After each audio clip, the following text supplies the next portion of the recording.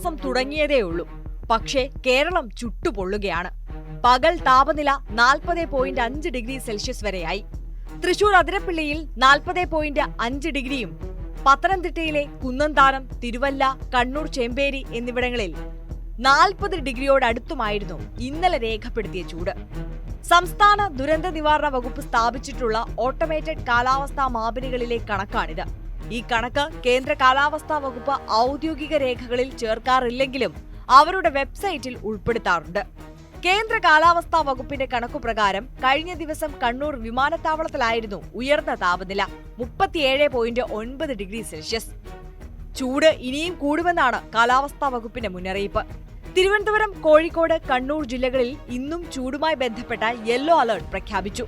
താപനില 3 മുതൽ 4 ഡിഗ്രി വരെ ഉയർന്നേക്കാം. മറ്റു ജില്ലകളിലും ചൂട് 35 ഡിഗ്രിക്ക് മുകളിലാണ്. സംസ്ഥാനത്ത് ഉയർന്ന ചൂട് റിപ്പോർട്ട് ചെയ്യപ്പെടുന്ന സാഹചര്യത്തിൽ ആരോഗ്യവകുപ്പ് പൊതുജനങ്ങൾക്കായി ജാഗ്രതാ നിർദ്ദേശങ്ങൾ പുറപ്പെടുവിച്ചതായി ആരോഗ്യവകുപ്പ് മന്ത്രി വീണ ജോർജ് അറിയിച്ചു. ചൂട് വർദ്ധിക്കുന്നത് കാരണം നിർജ്ജലീകരണവും ദേഹാസ്വാസ്ഥ്യവും ഉണ്ടാകാൻ സാധ്യതയുണ്ട്. അതിനാൽ ദാഹം തോന്നിയില്ലെങ്കിലും ധാരാളം വെള്ളം കുടിക്കണം. സൂര്യതാപമേൽക്കാനുള്ള സാധ്യതയുള്ളതിനാൽ നേരിട്ട് വെയിൽ ഏൽക്കാതിരിക്കാൻ ശ്രദ്ധിക്കണം. വെയിലത്ത് ജോലി ചെയ്യേണ്ടി വരുന്ന അവസരങ്ങളിൽ പകൽ 11 മണി മുതൽ 3 മണി വരെയുള്ള സമയം നേരിട്ട് സൂര്യപ്രകാശം ഏൽക്കുന്നത് ഒഴിവാക്കണമെന്നും വിശ്രമവേളയായി പരിഗണിച്ച് ജോലി സമയം ക്രമീകരിക്കണമെന്നും നിർദ്ദേശമുണ്ട്. സൂര്യതാപവുമായി ബന്ധപ്പെട്ട ആരോഗ്യ പ്രശ്നങ്ങൾ യഥാസമയം കണ്ടെത്തി ശരിയായ ചികിത്സ ഉറപ്പുവരുത്തുന്നതിനായി ആരോഗ്യ പ്രവർത്തകർക്ക് നിർദ്ദേശവും നൽകിയിട്ടുണ്ട്. കൂടുതൽ സമയം വെയിലത്ത് ജോലി ചെയ്യുന്നവരിൽ നേരിട്ട് വെയിലേൽക്കുന്ന ശരീരഭാഗങ്ങൾ സൂര്യതാപമേറ്റ് ചുവന്നു തടിക്കുകയും വേദനയും പൊള്ളലും ഉണ്ടാവുകയും ചെയ്യാം. ഇവർ ഡോക്ടറെ കണ്ട് ഉടനടി ചികിത്സ തേടേണ്ടതാണ്. പൊള്ളിയ കുമിളകൾ ഉണ്ടെങ്കിൽ പൊട്ടിക്കരുത്. അന്തരീക്ഷത്തിലെ ചൂട് കൂടുമ്പോൾ ശരീരം കൂടുതലായി വിയർക്കുകയും ജലവും ലവണങ്ങളും നഷ്ടപ്പെട്ട് പേശിവലിവ് അനുഭവപ്പെടുകയും ചെയ്യും. ഉപ്പിട്ട കഞ്ഞിവെള്ളം, നാരങ്ങ വെള്ളം, കരിക്കിൻ വെള്ളം തുടങ്ങിയവ ധാരാളമായി കുടിച്ച് വിശ്രമിക്കുകയും ആരോഗ്യസ്ഥിതി മെച്ചപ്പെട്ടില്ലെങ്കിൽ അടുത്തുള്ള ആശുപത്രിയിൽ ചികിത്സ തേടേണ്ടതുമാണ്. ചൂടുകാലത്ത് കൂടുതലായി ഉണ്ടാകുന്ന വിയർപ്പിനെ തുടർന്ന് ശരീരം ചൊറിഞ്ഞു തിണർക്കുന്നതിനെയാണ് ഹീറ്റ് റാഷ് എന്ന് പറയുന്നത്.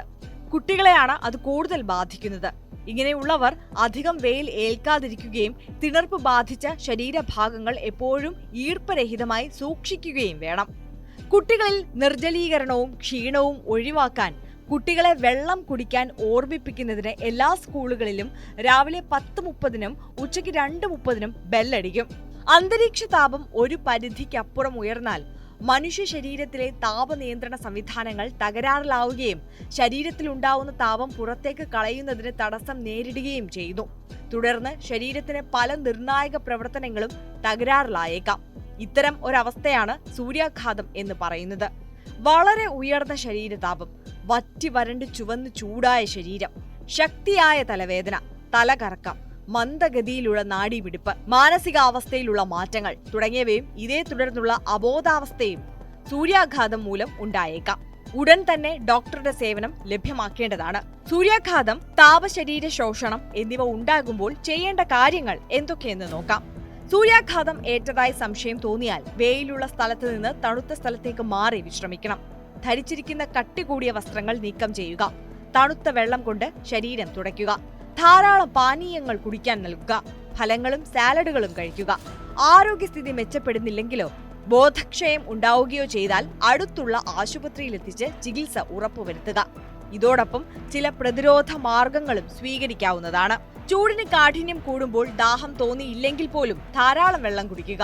യാത്രകൾ വേണ്ടിവരുമ്പോൾ തിളപ്പിച്ചാറ്റിയ വെള്ളം കയ്യിൽ കരുതുക. നിർജ്ജലീകരണം ഉണ്ടാക്കുന്ന പാനീയങ്ങളായ മദ്യം, ചായ, കാപ്പി, കാർബണേറ്റഡ് സോഫ്റ്റ് ഡ്രിങ്കുകൾ എന്നിവ പകൽ സമയത്ത് ഒഴിവാക്കുക. കുട്ടികളെ വെയിലത്ത് കളിക്കാൻ അനുവദിക്കാതിരിക്കുക. കുട്ടികൾക്ക് ജലലഭ്യത ഉറപ്പുവരുത്തുക. കുട്ടികളെയും വളർത്തുമൃഗങ്ങളെയും വെയിലത്ത് പാർക്ക് ചെയ്ത വാഹനങ്ങളിൽ ഇരുത്തുവാൻ പാടില്ല. ഉച്ചവെയിലിൽ കന്നുകാലികളെ മേയാൻ വിടുന്നതും മറ്റ് വളർത്തുമൃഗങ്ങളെ വെയിലത്ത് കെട്ടിയിടുന്നതും ഒഴിവാക്കണം. മൃഗങ്ങൾക്കും പക്ഷികൾക്കും ജലലഭ്യത ഉറപ്പാക്കുക. കാറ്റ് കയറി ചൂട് പുറത്തു പോകത്തക്ക രീതിയിൽ വീടിന്റെ വാതിലുകളും ജനലുകളും തുറന്നിടുക. കട്ടി കുറഞ്ഞതും വെളുത്തതോ ഇളം നിറത്തിലുള്ളതോ ആയ അയഞ്ഞ വസ്ത്രങ്ങൾ ധരിക്കുക. പുറത്തിറങ്ങുമ്പോൾ പാദരക്ഷകൾ, കുട, തൊപ്പി എന്നിവ ഉപയോഗിക്കുക.